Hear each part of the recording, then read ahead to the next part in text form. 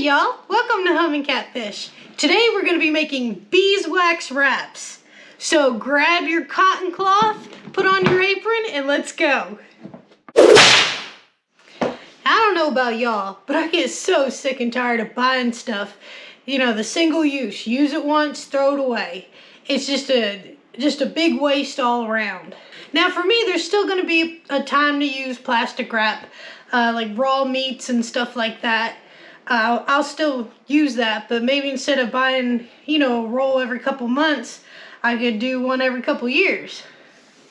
So I got everything that we're going to be using today. It's not like me. Usually I just kind of grab it as I go, but I laid everything out for y'all. So we're going to be using some castor oil, beeswax, and pine resin. Now the pine resin that I'm using is unprocessed, so I'm going to link a video here where it shows harvesting pine resin in the wild, so if y'all want to do that yourselves.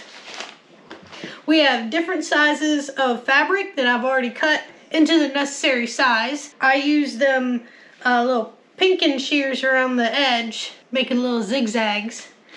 We're also going to want to have parchment paper, a brush, whatever kind of utensils you have reserved for sticky stuff that you're not going to be using with food. Also want to get an iron and your ironing board. This recipe is going to be a 4:2 to a 0.125 ratio.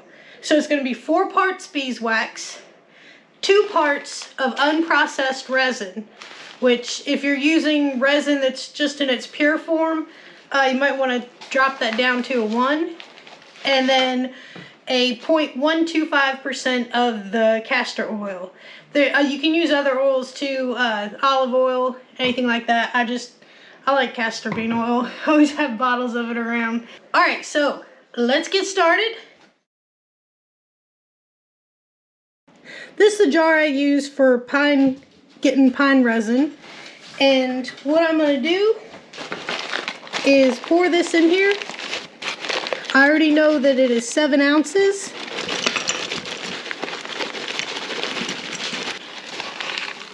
So this is 7 ounces of the unprocessed pine resin. So to this, I'm going to add 1.75 ounces of castor bean oil.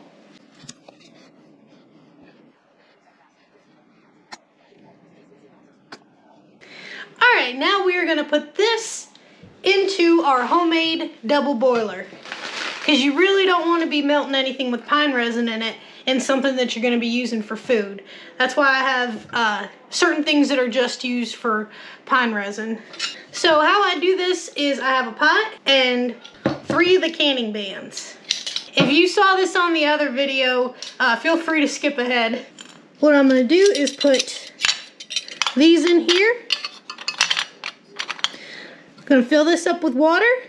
Alright, I got that with water, maybe halfway full.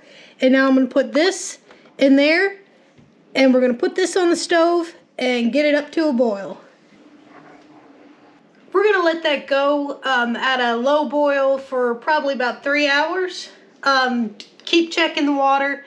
You need to keep filling it up as it goes down. So while we're kind of waiting on that, we can talk about the different sizes that you might want to use. What I did was I measured the things that we use the most, like our plates. So I got this size for our plates. It's probably about a 13 by 13. About that. I probably went a little bigger than what I would have had to. I just cut the corners just because make it a little less bulky in there. I did some smaller ones like this for bowls.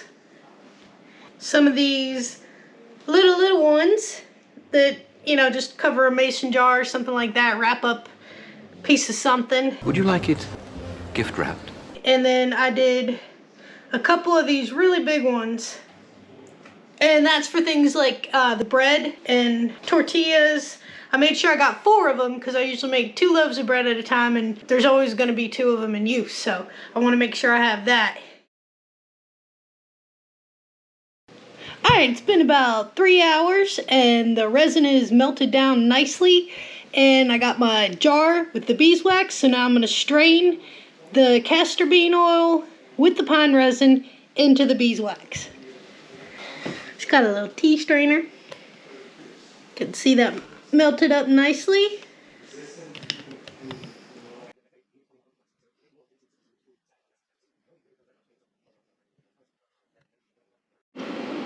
Now we're going to take our beeswax that has the pine resin with the castor bean oil in it and put it back into our homemade double boiler.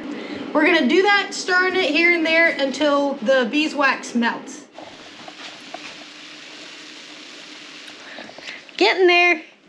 Alright, I'm going to show you how I got my workstation set up here. I have a board, and then I just put a pillowcase, a piece of parchment paper, and then I am stacking these on top of one another. So as we apply the mixture, we are going to put another piece of parchment paper over it and iron it. So all the excess can go down into the next cloth. That way we're not going to be wasting any. Now it doesn't matter which side you apply it to. I just put this side up on these so that you could see the difference in it. Alright, let's get started.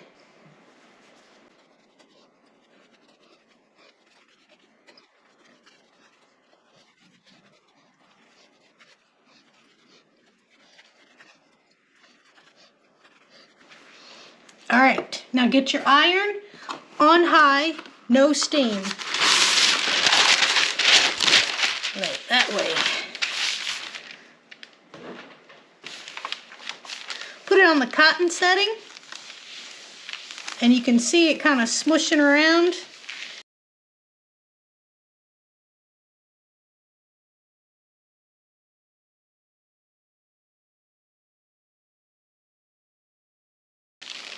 Alright, now we are going to lift this, and I don't see any spots that didn't get got, so yeah, let's fold it over. Alright, this one looks completely saturated, so I'm just going to hang it, and we're going to keep going. And like that, if chunks of it come off, that's okay. The iron's gonna iron it out.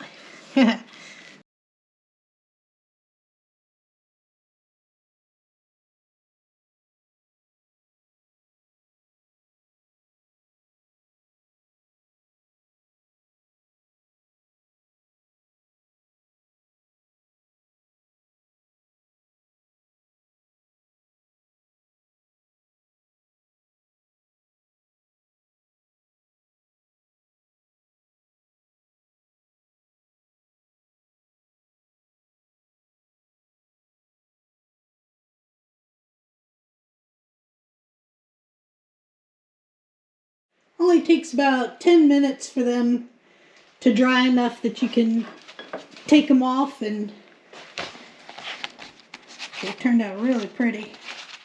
Alright, let's test the finished product. So here's one of the ones that I have for the plate.